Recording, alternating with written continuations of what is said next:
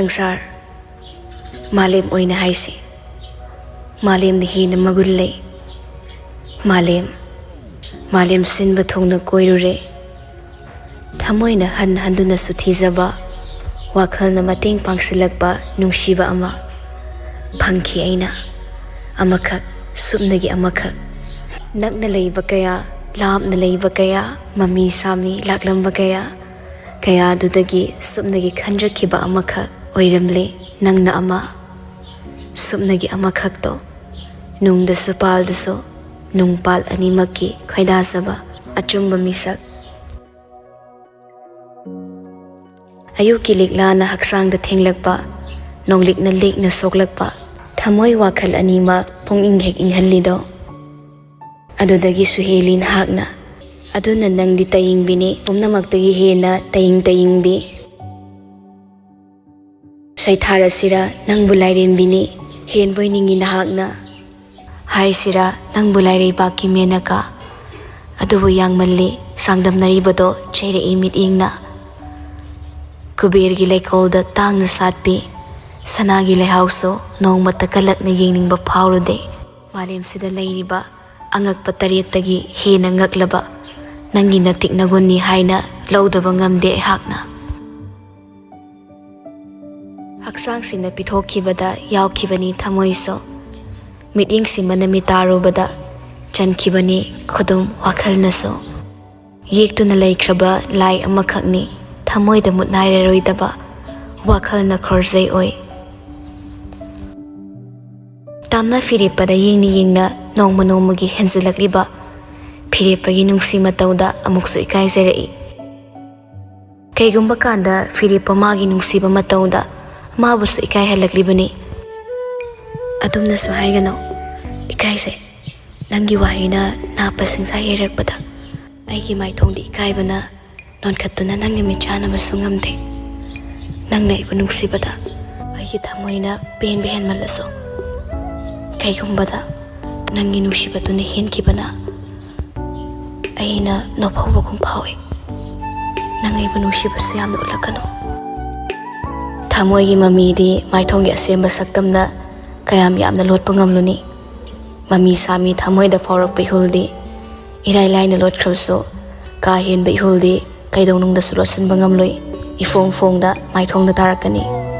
nangbu nungsibagi matomda thokiba aigi tawne henbi tawnati aduga amana nangi maithongdagi hongba nungaitaba saktam ama phawba ai uningli firipa amukso tamnagi makhut samlaga pusilaklaga dressing table mamangda lepminnai mana tungwairapna aduga punna mirror duda yingminnai to mingselda tariba saktam se ubra Mingselda tariba nangi saktamse nangna sanu usadaba mikupta ainadi uba fangi nangi maithongda penbagi mami tabado aigi thamoina sarawe aise nangi mingselgumbane nangna ware aisu wana ugani nangna kaple aisu kapani nangna noklaga aisu noi aduna nangna aigi maithongdagi nungaibagi masa uba fangingladi nang aingonda harauna nungsina yinglo aidi nangi mingselni nangi maithongi makha ponba nangi saki mingsel amuk sor hondok laklaga khonjelda ton honglaga hairi horapna ha pung thengle lao mayam sak sa thoknaba tawnaba itei maga sak thiminaramo aisu isa se phutle aduna satchai tharaklage tamna so hoi hairamlaga ka dudagi thokre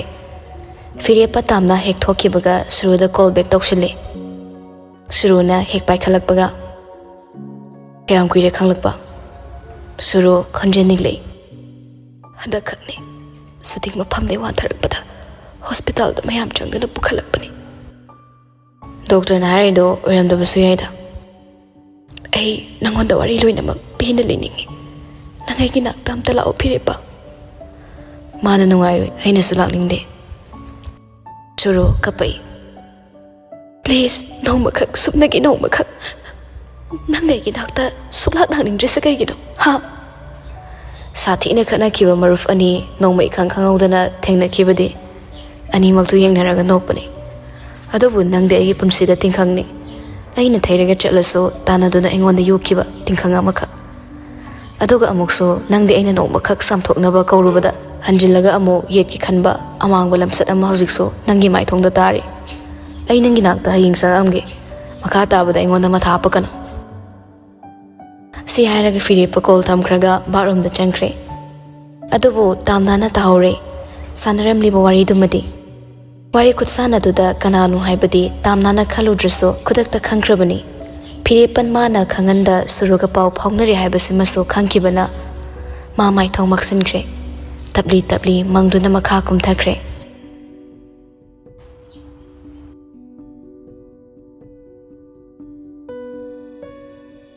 ꯃꯊꯪꯒꯤ ꯅꯨꯃꯤꯠꯅꯤ ꯔꯁꯤꯌꯥꯕꯨ ꯑꯣꯐꯤꯁꯇ ꯀꯧꯈꯠꯂꯦ ꯑꯗꯨꯒ ꯂꯣꯏꯅꯅ ꯀꯝꯄꯅꯤꯒꯤ ꯑꯆꯧꯕ ꯊꯧꯒꯥꯏ ꯄꯨꯕ ꯁ꯭ꯇꯥꯐꯁꯤꯡꯒ ꯄꯨꯂꯞ ꯑꯆꯧꯕ ꯃꯤꯇꯤꯡ ꯑꯃ ꯇꯧꯔꯤ ꯑꯦꯔꯣꯟꯅ ꯃꯃꯥꯡꯗ ꯁ꯭ꯇꯥꯐ ꯅꯨꯄꯤꯁꯤꯡꯅ ꯍꯣꯝ ꯁꯔꯚꯤꯁ ꯑꯃꯨꯛ ꯊꯦꯡꯅ ꯆꯠꯄ ꯈꯨꯗꯤꯡꯒꯤ ꯊꯕꯛ ꯇꯣꯛꯈꯤꯕꯒꯤ ꯃꯔꯝꯁꯦ ꯔꯁꯤꯌꯥ ꯅꯍꯥꯟꯒꯤ ꯊꯧꯗꯣꯛꯀꯨꯝꯕꯅꯤ ꯍꯥꯏꯕꯗ ꯍꯥꯏꯃꯟꯕ ꯊꯣꯛꯂꯣꯏ ꯍꯥꯏꯅ ꯑꯩꯅ ꯈꯜꯂꯦ ꯁ꯭ꯇꯥꯐ ꯑꯃꯅ ꯇꯣꯛꯈꯤꯕ ꯁ꯭ꯇꯥꯐ ꯈꯨꯗꯤꯡꯃꯛ ꯔꯁꯤꯌꯥꯒ ꯃꯔꯤ ꯂꯩꯅꯕ ꯁꯔꯚꯤꯁꯇ ꯉꯥꯛꯇꯅꯤ ꯑꯗꯨꯅ ꯔꯁꯤꯌꯥ ꯅꯪ ꯑꯩꯈꯣꯏꯗ ꯐꯖꯅ ꯑꯦꯛꯁꯄ꯭ꯂꯦꯅꯦꯁꯟ ꯑꯃ ꯄꯤꯕꯅ ꯅꯪꯒꯤ ꯑꯐꯕ ꯑꯣꯏꯅꯤ ꯈꯜꯂꯦ ꯅꯪꯅ ꯂꯥꯟꯈ꯭ꯔꯦꯕꯨ ꯍꯥꯏꯔꯁꯨ ꯅꯠꯇ꯭ꯔꯗꯤ ꯋꯥꯁꯦ ꯌꯥꯝ ꯆꯥꯎꯊꯣꯛꯅꯔꯛꯀꯗꯧꯔꯦ ꯑꯗꯨꯒ ꯅꯪꯁꯨ ꯁꯦꯟꯐꯝ ꯂꯩꯔꯣꯏ ꯅꯤꯡꯉꯣꯜꯅ ꯉꯔꯥꯡꯗꯨꯁꯨ ꯑꯩ ꯆꯠꯂꯣꯏꯅ ꯍꯥꯏꯖꯕꯅꯦ ꯅꯝꯗꯅ ꯆꯠꯍꯜꯂꯤꯕꯅꯦ ꯁꯔ ꯔꯁꯤꯌꯥꯅ ꯃꯥꯒꯤ ꯆꯀ꯭ꯔꯤ ꯈꯨꯇꯧꯗꯣ ꯑꯩꯁꯨ ꯀꯩꯅꯣꯅꯤ ꯍꯥꯏꯅꯗꯤ ꯈꯟꯕꯅꯦ ꯃꯗꯨ ꯁꯨꯃꯥꯏꯅ ꯅꯨꯄꯤ ꯃꯌꯥꯝꯁꯦ ꯑꯣꯛꯇꯕꯤ ꯑꯣꯏꯍꯜꯂꯝꯗꯧ ꯇꯧꯋꯦ ꯍꯥꯏꯕꯗꯤ ꯈꯜꯂꯨꯗꯕꯅ ꯑꯁꯨꯝꯅ ꯍꯥꯏꯗꯣꯛꯂꯨꯔꯒ ꯑꯃꯨꯛ ꯍꯥꯏꯔꯛꯏ ꯁꯣꯔꯤ ꯃꯌꯥꯝ ꯋꯥꯁꯦ ꯈꯔ ꯀꯟꯃꯜꯂꯁꯨ ꯑꯩꯒꯤꯗꯤ ꯍꯥꯏꯐꯝ ꯊꯣꯛꯄꯅꯦ ꯅꯨꯃꯤꯠꯇꯨꯗ ꯁꯔ ꯍꯣꯏ ꯂꯥꯛꯑꯝꯕꯅꯣ ꯑꯩ ꯀꯩ ꯑꯣꯏꯔꯝꯗꯣꯏꯅꯣ ꯏꯄꯥꯡ ꯑꯅꯤ ꯁꯨꯕꯁꯨ ꯅꯠꯇꯦ ꯏꯖꯠ ꯃꯥꯡꯉꯒ ꯂꯩꯍꯧꯗꯣꯔꯤꯕ꯭ꯔꯥ ꯃꯃꯥꯡꯗ ꯁꯨꯝꯕ ꯀꯦꯁ ꯃꯌꯥꯝ ꯂꯩꯔꯝꯒꯅꯤ ꯅꯥꯟꯊꯣꯛꯄ ꯉꯝꯕ ꯀꯌꯥ ꯑꯃ ꯅꯥꯟꯊꯣꯛꯄ ꯉꯝꯈꯤꯗꯕꯀꯌꯥ ꯑꯃ ꯁꯤꯒꯤ ꯗꯥꯏꯇꯁꯦ ꯀꯅꯥꯅ ꯄꯨꯕ ꯉꯝꯗꯣꯏꯅꯣ ꯐꯤꯔꯦꯞꯄꯅ ꯐꯔꯦ ꯔꯁꯤꯌꯥ ꯍꯧꯖꯤꯛ ꯅꯪꯅ ꯑꯩꯈꯣꯏꯗ ꯍꯥꯏꯅꯤꯡꯂꯤꯕ ꯋꯥꯁꯦ ꯀꯔꯤꯅꯣ ꯍꯥꯏꯔꯣ ꯑꯩꯈꯣꯏ ꯇꯥꯔꯒꯦ ꯔꯁꯤꯌꯥ ꯃꯔꯨ ꯂꯨꯏ ꯃꯃꯥꯏ ꯈꯔ ꯉꯥꯡꯁꯤꯜꯂꯤ ꯁꯔ ꯃꯣꯏꯅ ꯃꯣꯏ ꯌꯥꯅꯕ ꯁꯤꯟꯒꯦ ꯃꯤꯗꯨꯇꯪ ꯊꯥꯔꯛꯑꯣ ꯍꯥꯏꯗꯅ ꯑꯩꯅ ꯁꯤꯜꯂꯨꯕꯅꯤ ꯁꯔ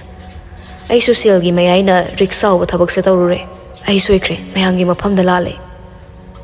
ꯐꯤꯔꯦꯞꯄꯅ ꯉꯔꯥꯡꯒꯤ ꯊꯧꯗꯣꯛꯇꯨꯒ ꯊꯥꯔꯒ ꯅꯪꯅ ꯁꯨꯝꯕ ꯅꯠꯇꯕ ꯊꯕꯛ ꯇꯧꯔꯨꯔꯤꯁꯦ ꯀꯌꯥ ꯁꯨꯔꯦ ꯑꯦꯔꯣꯟꯅ ꯁꯠꯑꯣꯛꯂꯛꯏ ꯃꯃꯥꯡꯗ ꯅꯨꯄꯤ ꯃꯆꯥ ꯑꯅꯤ ꯁꯔꯚꯤꯁ ꯆꯠꯂꯨꯔꯒ ꯅꯣꯡꯉꯥꯟꯕꯒ ꯁꯥꯎꯅ ꯆꯦ ꯂꯪꯁꯤꯜꯂꯝꯃꯒ ꯆꯠꯈꯤꯕ ꯅꯨꯄꯤꯗꯨꯒ ꯊꯥꯔꯒ ꯉꯔꯥꯡꯒꯤ ꯊꯧꯗꯣꯛꯁꯤꯒꯗꯤ 3 ꯅꯠꯇ꯭ꯔꯥ ꯔꯁꯤꯌꯥꯅ ꯁꯣꯔꯤ ꯁꯔ ꯑꯩ ꯌꯥꯝ ꯁꯣꯏꯈ꯭ꯔꯦ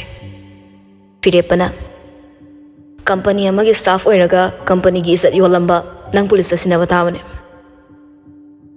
ꯔꯁꯤꯌꯥ ꯐꯠ ꯌꯦꯡꯈꯠꯂꯛꯂꯒ ꯃꯈꯨꯜ ꯂꯣꯟꯅꯔꯛꯏ ꯁꯔ ꯑꯗꯨꯗꯗꯤ ꯇꯧꯕꯤꯅꯣ ꯑꯩ ꯁꯔ ꯍꯣꯏꯅ ꯐꯥꯏꯟ ꯊꯤꯌꯨ ꯍꯥꯏꯕꯗꯨ ꯊꯤꯖꯒꯦ ꯐꯔꯦ ꯑꯗꯨ ꯑꯣꯏꯔꯒꯅ ꯅꯪꯅ ꯑꯔꯥꯟꯕ ꯊꯕꯛ ꯇꯧꯍꯟꯗꯣꯏ ꯍꯣꯠꯅꯔꯝꯕ ꯅꯨꯄꯤꯁꯤꯡꯗꯨꯒꯤ ꯃꯌꯨꯝꯗ ꯁ꯭ꯇꯥꯐ ꯑꯃ ꯌꯥꯎꯔꯒ ꯆꯠꯂꯒ ꯅꯪ ꯂꯥꯜꯂꯦ ꯍꯥꯏꯖꯔꯨꯒꯗꯕꯅꯤ ꯑꯗꯨꯒ ꯃꯐꯝꯁꯤꯗ ꯑꯃꯨꯛ ꯂꯥꯛꯅꯕ ꯑꯦꯄꯣꯏꯟꯃꯦꯟ ꯂꯦꯇꯔ ꯑꯩꯅ ꯄꯤꯒꯅꯤ ꯑꯗꯨꯒ ꯅꯪꯗꯤ ꯀꯪꯂꯥ ꯁꯥ ꯕꯤꯖꯤꯅꯦꯁꯁꯤꯗ ꯑꯃꯨꯛ ꯍꯟꯅ ꯈꯣꯡꯒꯨꯜ ꯇꯥꯔꯛꯄ ꯌꯥꯔꯣꯏ ꯃꯈꯥ ꯁꯝꯇꯠꯂꯒ ꯑꯦꯔꯣꯟ ꯌꯥꯝ ꯊꯨꯅ ꯊꯕꯛ ꯁꯤꯟꯈ꯭ꯔꯣ ꯑꯗꯨꯒ ꯃꯌꯥꯝꯁꯨ ꯏꯁꯥꯒꯤ ꯊꯕꯛ ꯇꯧꯕꯤꯔꯣ ꯔꯁꯤꯌꯥꯗ ꯑꯃꯨꯛ ꯍꯥꯏꯔꯛꯏ ꯑꯩꯅ ꯅꯪꯕꯨ ꯉꯥꯛꯄꯤꯕ ꯅꯠꯇꯦ ꯅꯨꯄꯤꯁꯤꯡꯗꯨꯒꯤ ꯈꯜꯂꯒ ꯋꯥ ꯆꯥꯎꯊꯣꯛꯄ ꯄꯥꯝꯗꯕꯒꯤꯅꯤ ꯑꯗꯨ ꯅꯠꯂꯝꯗ꯭ꯔꯕ ꯅꯪ ꯑꯐꯕ ꯈꯛ ꯑꯣꯏꯔꯝꯂꯣꯏ ꯅꯨꯄꯤꯁꯤꯡꯗꯨꯅ ꯅꯪꯕꯨ ꯀꯟꯕꯤꯔꯕꯅꯤ ꯍꯥꯏꯕꯁꯦ ꯅꯪ ꯈꯛ ꯀꯥꯎꯒꯅꯨ ꯍꯥꯏꯗꯨꯅ ꯃꯔꯤ ꯍꯧꯒꯠꯅꯈ꯭ꯔꯦ ꯅꯤꯡꯉꯣꯜ ꯁꯧꯒꯠꯂꯛꯏ ꯑꯗꯨꯒ ꯃꯥꯗꯤ ꯁꯥꯎꯅꯤꯡꯗꯨꯔ ꯃꯥꯜꯂꯦ ꯔꯁꯤꯌꯥꯒꯤ ꯃꯅꯥꯛꯇ ꯄ꯭ꯔꯞ ꯆꯪꯁꯤꯜꯂꯛꯂꯒ ꯃꯀꯣꯛꯇꯨꯗ ꯃꯈꯨꯠ ꯈꯨꯇꯨꯝ ꯆꯦꯠꯅ ꯇꯥꯁꯤꯜꯂꯒ ꯗꯨꯛꯁ 2 ꯁꯨꯔꯝꯃꯤ ꯁꯤꯔꯣ ꯅꯪꯗ ꯀꯥꯊꯤꯃꯨ ꯑꯦꯔꯣꯟꯗꯨ ꯇꯤꯡꯉꯛ ꯇꯨꯃꯤꯟ ꯌꯦꯡꯂꯤ ꯅꯤꯡꯉꯣꯜꯕꯨ ꯉꯥꯛ ꯉꯥꯏꯕꯤꯗꯨꯅ ꯂꯩꯔꯝꯃꯤ ꯅꯤꯡꯉꯣꯜ ꯁꯥꯎꯔꯞ ꯔꯁꯤꯌꯥꯗ ꯌꯦꯡꯂꯝꯂꯒ ꯀꯥꯗꯨꯗꯒꯤ ꯇꯞꯐꯤꯡ ꯊꯣꯛꯈꯤꯕꯒ ꯑꯦꯔꯣꯟꯁꯨ ꯅꯣꯛꯅꯤꯡꯕ ꯊꯤꯟꯀꯠꯂꯒ ꯃꯇꯨꯡꯗ ꯏꯟꯅꯔꯒ ꯊꯣꯛꯈꯤ ꯑꯁꯨꯝꯅ ꯕꯤꯀꯤꯅ ꯀꯪꯂꯥ ꯁꯥ ꯃꯤꯡꯆꯠ ꯊꯤꯅꯕ ꯇꯧꯔꯝꯕꯒꯤ ꯆꯥꯔꯖꯇ ꯀꯣꯔꯠꯇ ꯄꯨꯊꯣꯛꯂꯒ ꯃꯁꯥꯒ ꯆꯥꯅꯕ ꯄꯅꯤꯁꯃꯦꯟꯠ ꯄꯤꯈ꯭ꯔꯦ ꯖꯦꯜꯗ ꯃꯇꯝ ꯈꯔ ꯂꯩꯕ ꯇꯥꯈꯤ ꯔꯁꯤꯌꯥꯁꯨ ꯀꯪꯂꯥ ꯁꯥꯗꯒꯤ ꯈꯣꯡꯒꯨꯜ ꯃꯨꯊꯠꯈꯤꯕꯅ ꯑꯃꯨꯛ ꯍꯟꯅ ꯀꯪꯂꯥ ꯁꯥꯗ ꯊꯕꯛ ꯀꯥꯔꯛꯈꯤꯗ꯭ꯔꯦ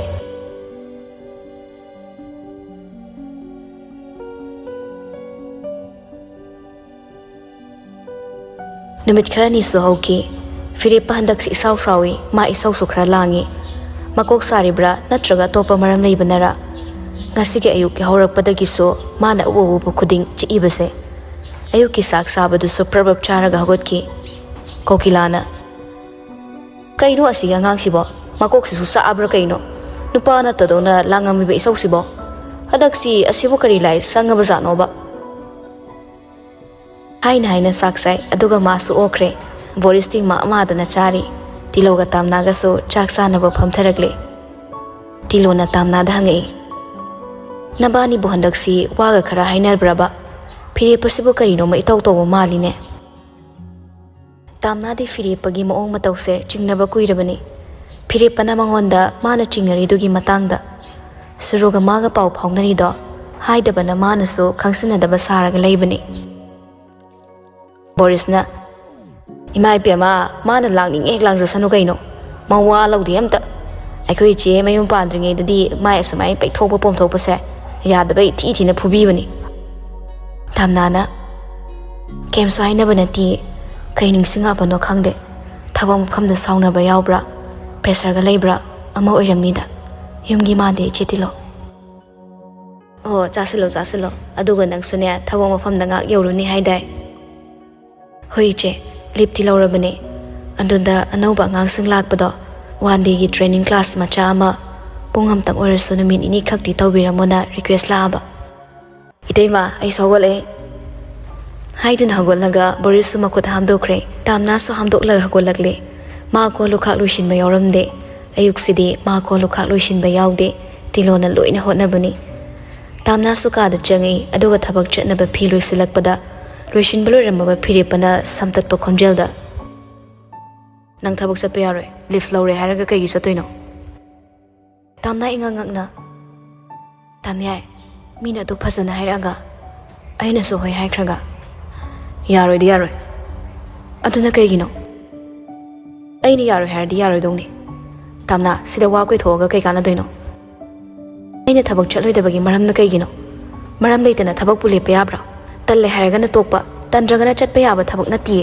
kainune haraga tamna filoi sile chatna baina phire pana ngang ba cheibu taramde phire pa musu sangsilaklaga makhwang metlaga tamna aina khonjau thadara di nang napukni nusidana kapke harakani aina aisa nang gyang khara taw nang thabak chatpa yaroi di yaroi tamna so sagalei aina chatloi doi sakai ginoba adudi maram do hairodana maram haibabu nangai gi nupini Aina yaro hardi tokadaba aingonda question answer tawrapagi mathau tade tamyai phirepa kemta khumamde khongop tongsile tamnana tamyai nai thin batalagana ehidom Boris ta thilalage tamyai satkro haraga chuni masado yansilaklaga bag to thak paikhatki phirepa changsilaga tamna dagi bag to mullaga khaklaw lawduna cheri aina yaro hardi yaro damani sum nangno wa hanjan jangang na liskai gino Haina makut thage torakpada tamna mamit khap khapi aduga mitluda ira sar tungkhalagle machindi makhata da kanduna khumlakhidre phirepa makut paiduna chingsilaklaga fiam thun hong aina chatpa yararoi haidi yararoi dongni canteen du da leibado nang matik sa hena khanbra aduda leibada nang matik yam chadi nafisat hong tamna tongduna lerambi irada mamit amuk tang khappada nan thakre khazai thaktuda Phirepadagi makutto fatkan thoklamaga phamungda prabab changsilaga git phamthai Phirepa haipet yenglami aduga mukso aina sathokraga kaigumba lam helaga thabak salamaba nang napam thindokadabani aina wayam kana ngangrena aina haibe loidogi tawradana hairamaga Phirepa thokre tamna Phirepa hek thokhibaga hek kaptuna mapukni inungda nungsiraga laikre kari tawrabano kari maram leirabano aduga mangonda karigi tainaribano haibaso surugi matangno oigani haina khankre nongmatasu akanba wahaine chaiba daptawba tawkhidrabani aduga handaksina maithong isokso mangonda waso inthina ngangbidabani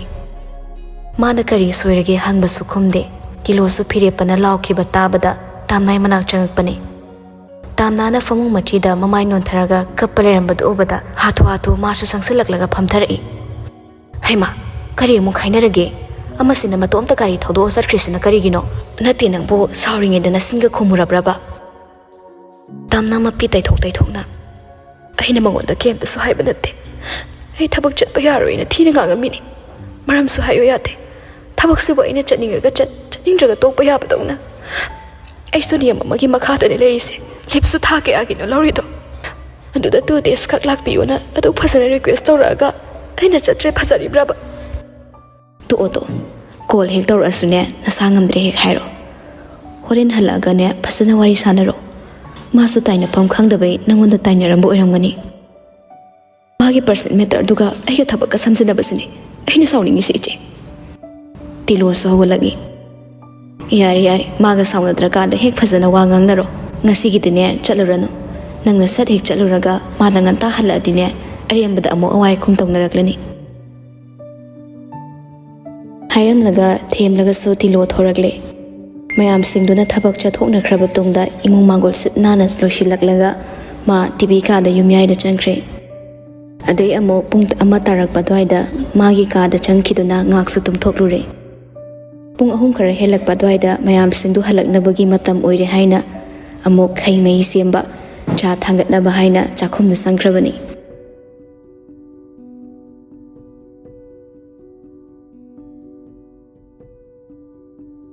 Duk Tong may Katrabatung, Pung Tarukre Helak Badwaida, Piri Patabakale. Mafi Marol Hongdok Laga, Barum Junkie, Ngak Awaba Handok Laga, Amok Numidangi Saksanakre. Chak Sabadusu Wake Angaglamda, Krasar Gagole. Makut Masa Hambaloiraga, Kada Jungle. Sofa the Famlaga, Fon Ngak Mili. Pung Nipan Makai Tarak Badaidani, Damnana Kada Jungak Bado.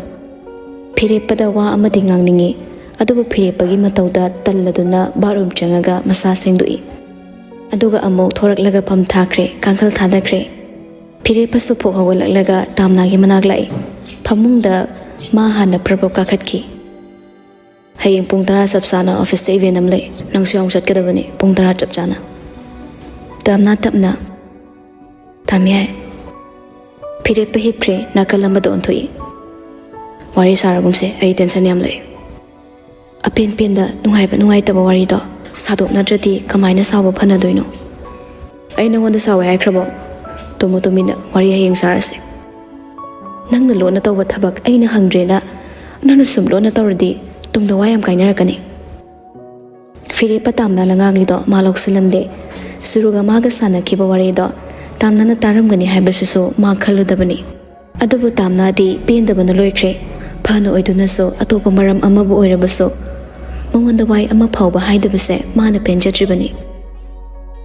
Tamna so tap taba amo, tam no hondok laga, Pamunga Kalagle.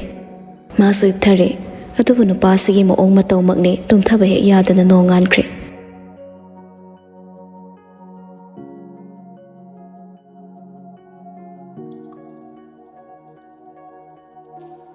Ayukto nung numit kudingi taubugum, masama sagi mataw tawnay.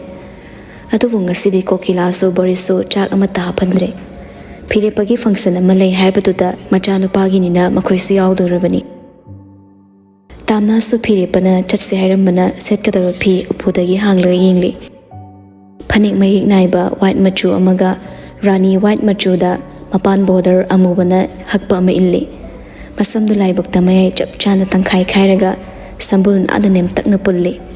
Laibak talaysa amakit nami. Function ni haibatuda masukra kesile. Nada sana kitang chawa machili nanapida. Necklace haifet manba piktak nat koba. Lik amaga oyi kudi aida kodo pungthol mapangi amakaki sirami. Makut oidana sana machugi gari ama. Filipa loira bra haiduna change. Tamna su loira male dek machado pairaga. Tamyai loire. Mang tharo those, Pamu Jatrabani. Asumna Tamna Mang Tatuna Lai, Kumuk to Kaya Wang the Bi Amatongi. Dress combination Yam the Hake, Isam Samzabadi Malaga. Philippa Ying the Basaraga, Huran Ying like a top minery. Pazay Haina, Tamoy the Kalabaso, Chinman Yorode, Yang Kini Matagum. Gari Tong Hang like a Kakale, Aduga Momasu Kakale. Gari Satawi. Piripama Tamnagi Sam the Keba could Kedoga, Nanka Keba Mukta Ujibaga, Mahina Mamit Ngori, Huran Basaraga, Amamoksu Yingse. Asum the office regle, Piripa Gari parking lom the Thosalam Laga, Tamnaga Puna office Manung Janglagle. Manung Hiksang Baga, table cra, round table cra tarami. Chair home amaga, Piripati staff amaga Kokibadagi, Hatu Hatu Satkre. Tamnana mayam pamnari tuta maso hang ba table amada changsilaga pammi. Ningolna tamna ukre prap changsilaglaga tamnagi nakta git phamjilai. Phirepana kai satkraba. Nupamna kaukibai manunglom changki. Iche masa khangnaba so amta yaude. La amdabana phabanida. Mai machingduda kemso haiba ngamdadana ai laaba. Hainaringe program haudore. Mayam singkwe chatnaramba langnaramba mayam tumin phamnakre. Welcome address binaba staff nupi ama thori. Aduga magi speech pirabato director oriba Phirepabu kauthori. Magi maphamdagi wahai khara thambinaba Phirepa microphone mapaduda chimbal thangzan nongmi wangangai. Mayam pumnamapu ahan mamaktada Phirepa isamakna ikai khumnabu chari. Staff mayam changlaga pulap no hotnaminaduna ngasidi anau business mayam ama paikhatpa sungamle. Aige achievement da mayam gi sarabu mating su yaure. Matam pumnamakta mayam gi hotnabiba ikha kaukzarui. Maru aina ngasigi anauba restaurant siso mayam gu putna khutsaminaraga hotnaminasi. Matam yamna sangna lauzaroi. Aduna Kanglasa test gi general manager oigadori bido mayam da saktaksage. Mahak today Phirepa makut tingthori tamna romda. Aigi loina tamna ni. Mayam khobak khawna tamna da yinglega khuri tamna I thakali ma mi hulga mangre pumna makai mangla tai bangla gyan ta chungi Phirepana mak se thong bathak pe amna pame Lanchin bi hospital gi canteen da chef oina leibani aduga mana thong bathak pa pamani na aina magi damak surprise oina pigena masa khangandana lon hona bani tasengna mak surprise oidana oiramgani hairaga Phirepa magi na pida nok phet tawsale mayam da suwangang da hauna noglei pumnin henin le tamna de Phirepa gi minok te ira thangre Phirepa tapthau haina mamit ushilnaga sor tapna honthabagi ingit biki Phirepa na surprise bigi khalibo khudol do tasengna mak surprise oikre handak isau kana tawbagi maramse asumna mangol da khudol si pina bagi oira male khanglei